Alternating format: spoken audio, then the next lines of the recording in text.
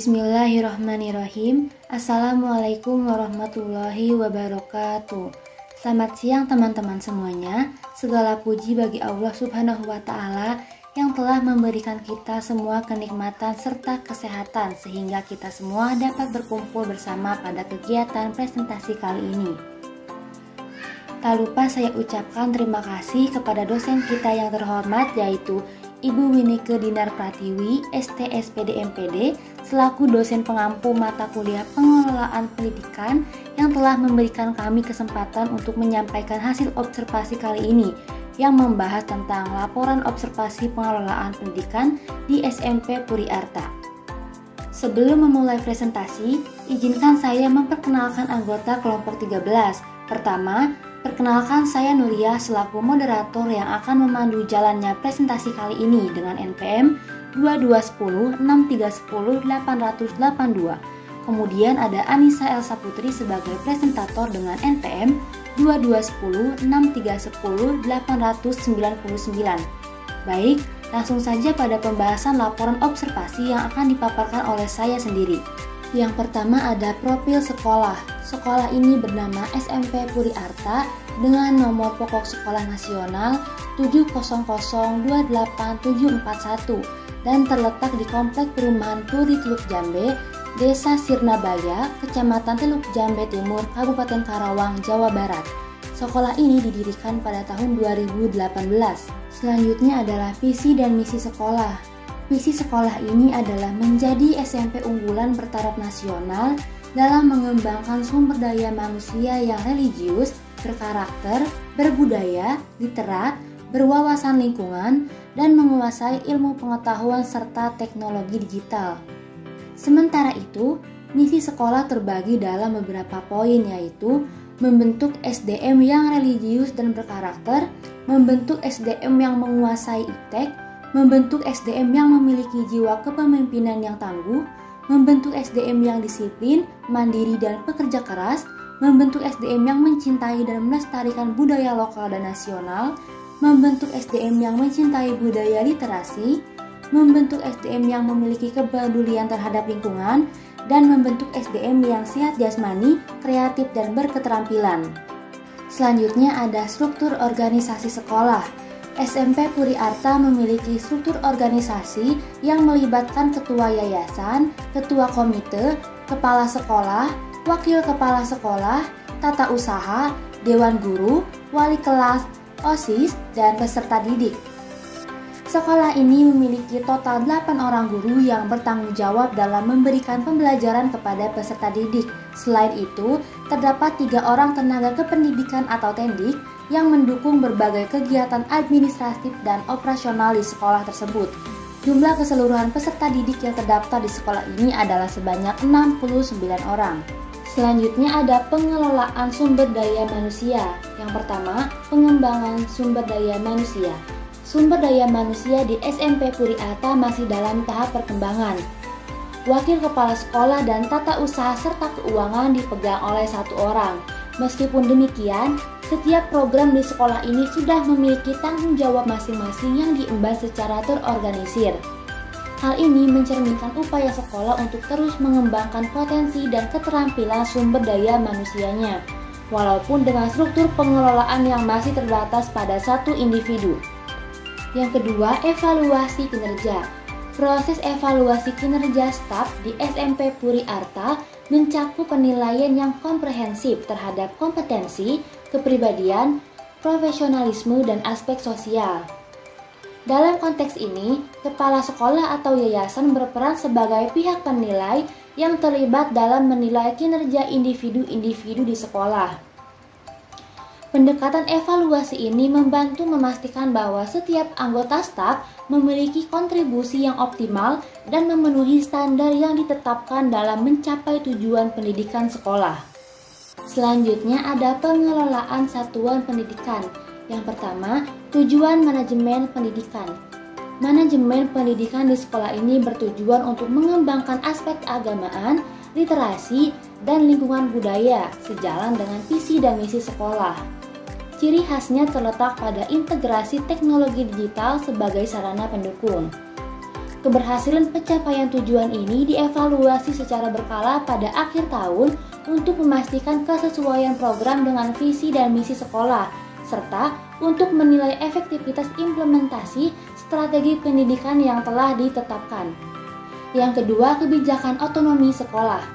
SMP Puri Arta menetapkan kebijakan otonomi sekolah, tapi kewenangannya tidak sepenuhnya berada di tingkat sekolah saja, melainkan juga melibatkan unit kerja atau yayasan. Meskipun demikian, sekolah tetap memegang kendali internal dalam menjalankan program, termasuk dalam aspek perencanaan, pelaksanaan, dan evaluasi.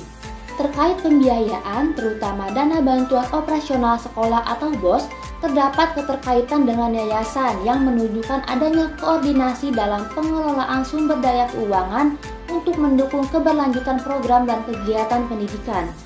Yang ketiga, manajemen dan alokasi sumber daya finansial.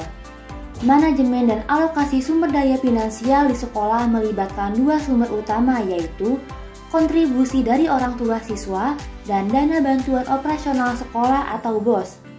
Keuangan ini diatur secara rinci dalam Rencana Kegiatan dan Anggaran Sekolah atau RKAS dan dialokasikan untuk mendukung berbagai program dan kegiatan sekolah.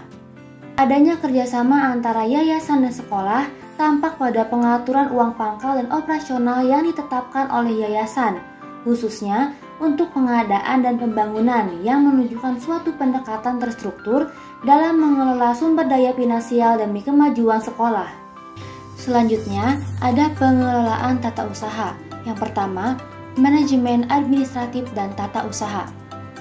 Pengelolaan tata usaha di sekolah melibatkan serangkaian tugas administratif yang mencakup pencatatan absensi siswa secara teratur untuk memastikan keakuratan data, pemeliharaan buku induk siswa yang mencakup informasi pribadi dan riwayat akademis, serta pengelolaan RAPBS atau Rencana Anggaran Pendapatan dan Belanja Sekolah dan RKAS atau Rencana Kegiatan dan Anggaran Sekolah.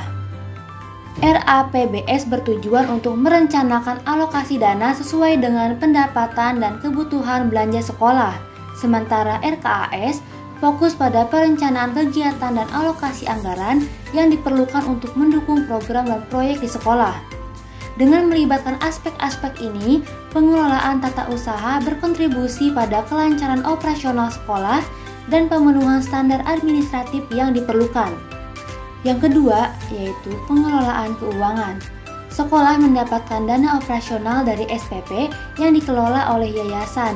Petty cash atau kas kecil digunakan untuk keperluan sehari-hari seperti makan siang guru, kebersihan sekolah, dan pemeliharaan taman. Hal ini memberikan fleksibilitas dalam mengatasi kebutuhan mendesak. Evaluasi keuangan dilakukan melalui laporan bulanan yang mencakup pendapatan dan pengeluaran, yang memastikan keseimbangan keuangan dan mendukung pengambilan keputusan yang efisien. Dengan pengelolaan yang terorganisir, sekolah dapat menjaga efisiensi operasional dan keberlangsungan keuangan. Yang ketiga, strategi pengelolaan biaya administratif. Sekolah mengurangi pengeluaran administratif dengan memberikan prioritas pada kebutuhan utama. Uang pangkal yang dikelola yayasan membantu memenuhi kebutuhan yang tidak dapat dibiayai dari operasional. Keputusan pengeluaran didasarkan pada tingkat kepentingan dan urgensi yang memastikan alokasi sumber daya yang efisien dan berkelanjutan. Pemaparan selanjutnya akan dilanjutkan oleh rekan saya. Kepadanya, saya persilahkan. Baik, selanjutnya membahas mengenai pengelolaan kelas. Pengelolaan kelas yang ada di SMP Puri Arta melibatkan beberapa aspek. Yang pertama, mengenai media pengajaran. Dengan menggunakan teknologi infokus dan papan tulis, guru dapat dengan jelas menyampaikan materi pembelajaran kepada siswa. Selain itu, bisa melalui aplikasi sekolah, siswa dapat menyimpan materi dan tugas, memungkinkan akses mandiri untuk pembelajaran lebih lanjut. Ini menciptakan lingkungan pembelajaran yang lebih interaktif dan memudahkan siswa dalam menjaga dan mengakses informasi yang diperlukan. Yang kedua ada penyesuaian pendekatan pengajaran. Dengan melakukan penilaian diagnostik yang merupakan suatu proses evaluasi yang dilakukan untuk mengevaluasi kemampuan awal siswa dengan tujuan mengidentifikasi pemahaman dan keterampilan yang telah dimilikinya.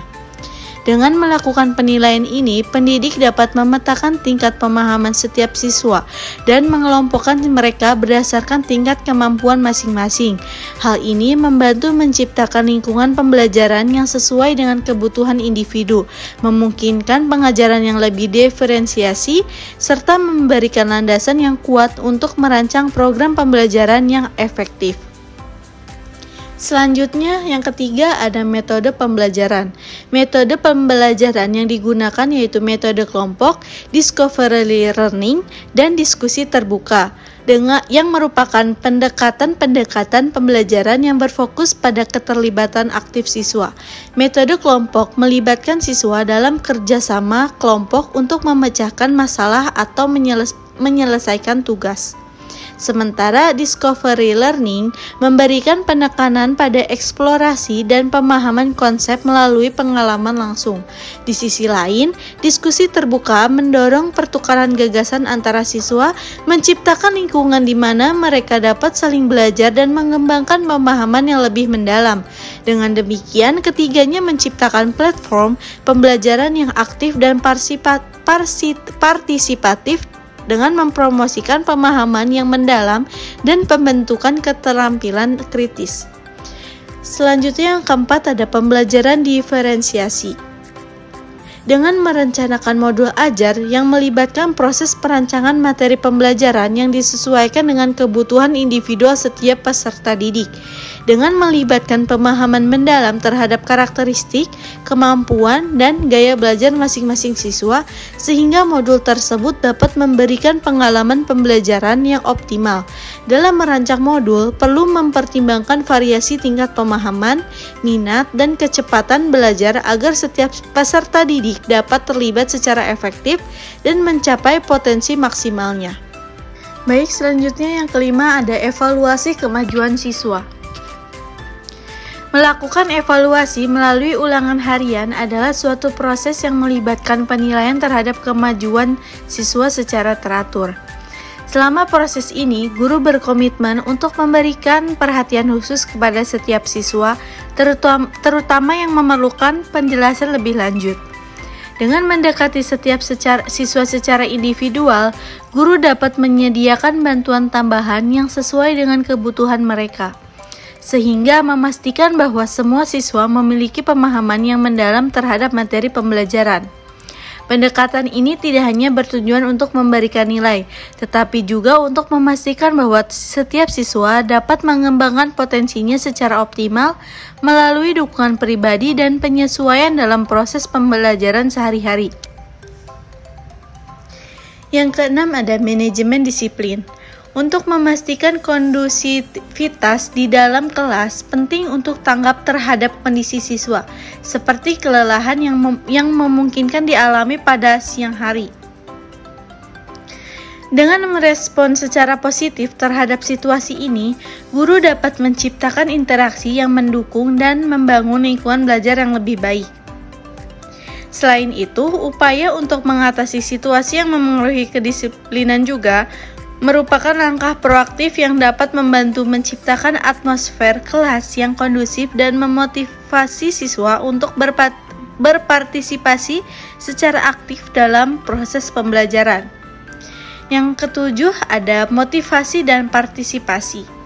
Dengan menggunakan kegiatan pemanasan atau ice breaking dan percakapan santai, serta memanfaatkan program Rumpi sebagai sarana untuk memberikan nasihat dan motivasi kepada siswa, kita dapat menciptakan lingkungan yang mendukung interaksi positif dan pertukaran ide antara pembimbing dan siswa.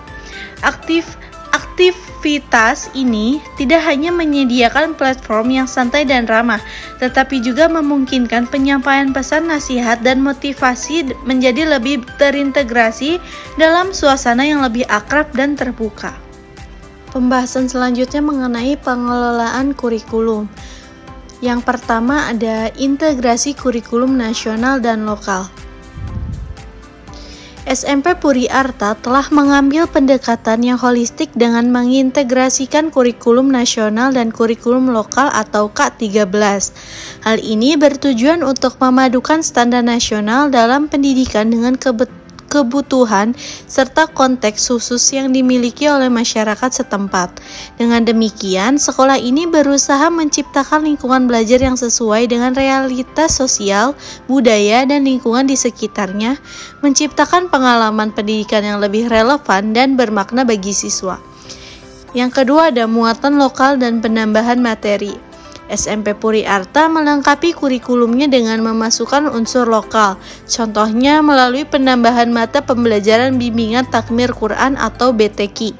Langkah ini dilakukan sebagai upaya untuk mencerminkan dan memperkuat nilai-nilai lokal dalam pendidikan, sekaligus sesuai dengan kebijakan sekolah yang mendorong pengembangan aspek-aspek budaya dan keagamaan di lingkungan pembelajaran. Yang ketiga, pemakaian kurikulum merdeka. Penggunaan kurikulum merdeka oleh sekolah mencerminkan adaptabilitas dan keterbukaan dalam merancang struktur kurikulum yang dapat disesuaikan dengan dinamika perubahan kebijakan pendidikan di tingkat nasional. Yang keempat, ada penyesuaian dan kesesuaian dengan visi misi sekolah. Pengelolaan kurikulum merupakan proses yang melibatkan pertimbangan terhadap visi dan misi sekolah sebagai panduan utama.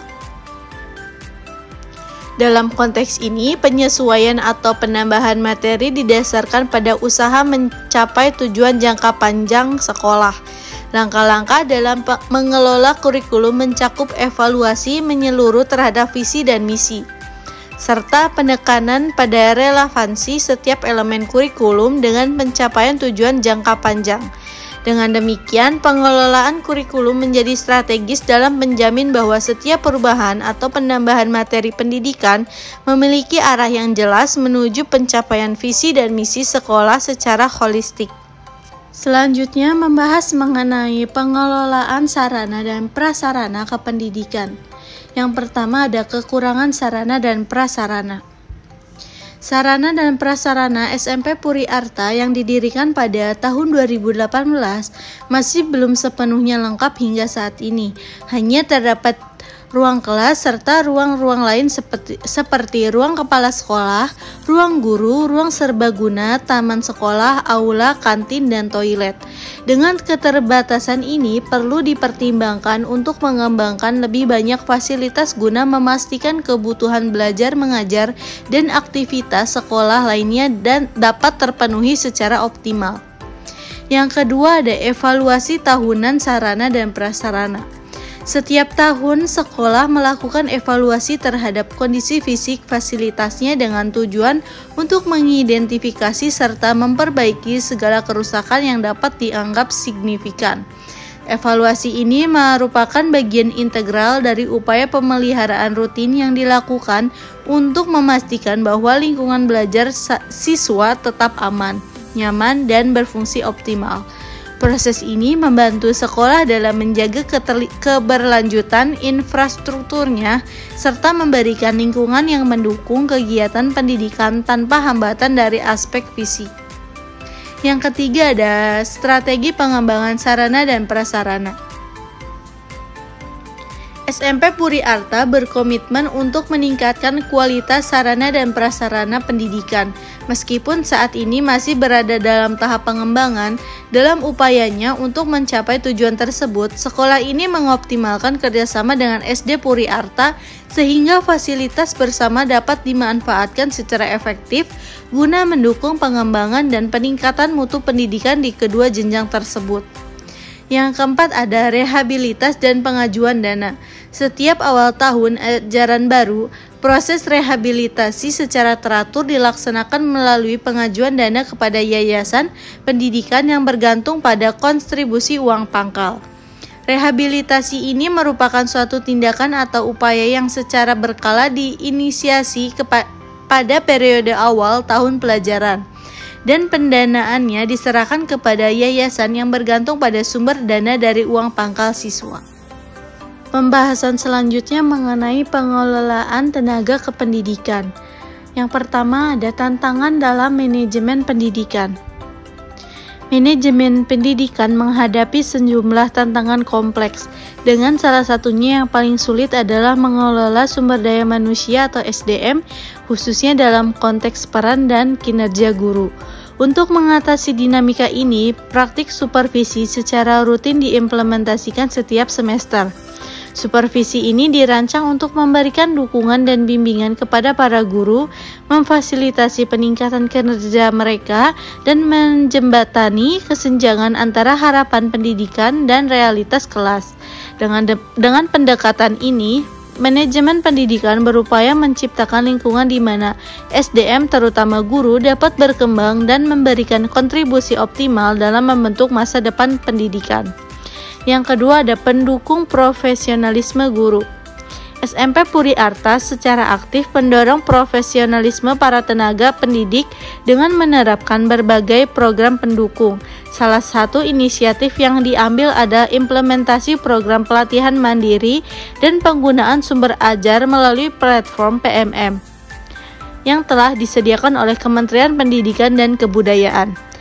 Dengan memanfaatkan PMM, para guru dapat mengakses sumber-sumber pembelajaran yang berkualitas, meningkatkan kompetensi mereka, dan memastikan bahwa mereka selalu terkini dengan perkembangan terbaru dalam dunia pendidikan.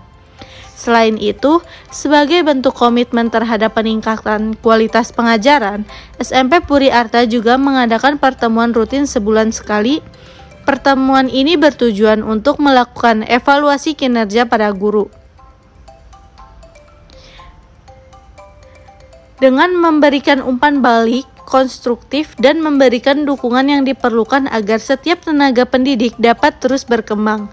Dengan cara ini, sekolah tidak hanya menciptakan lingkungan belajar yang dinamis, tetapi juga memastikan bahwa setiap guru memiliki kesempatan untuk meningkatkan kualitas pengajaran mereka melalui pembelajaran kolaboratif yang berkelanjutan.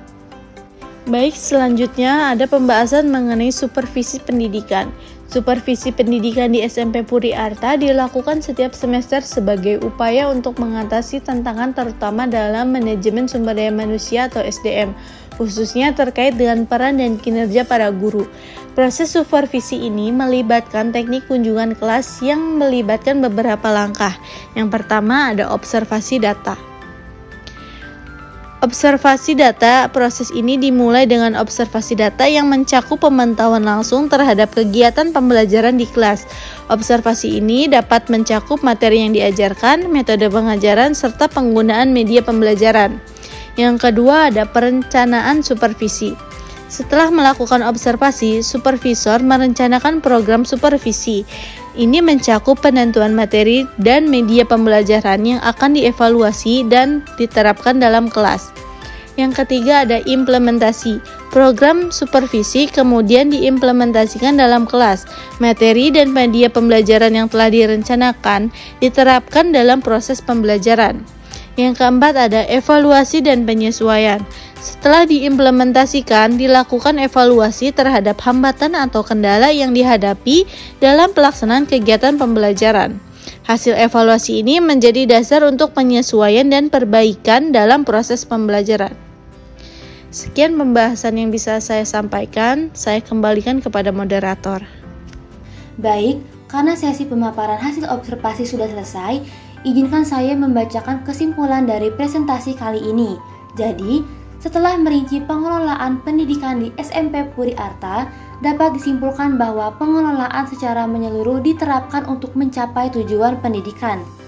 Otonomi sekolah, integrasi kurikulum, evaluasi kinerja, pengelolaan keuangan, dan pengelolaan sumber daya manusia menjadi bagian penting dari strategi manajemen pendidikan. Penggunaan teknologi, upaya pengembangan sarana prasarana, serta dukungan terhadap profesionalisme guru dan siswa juga terlihat sebagai langkah-langkah progresif dalam meningkatkan kualitas pendidikan.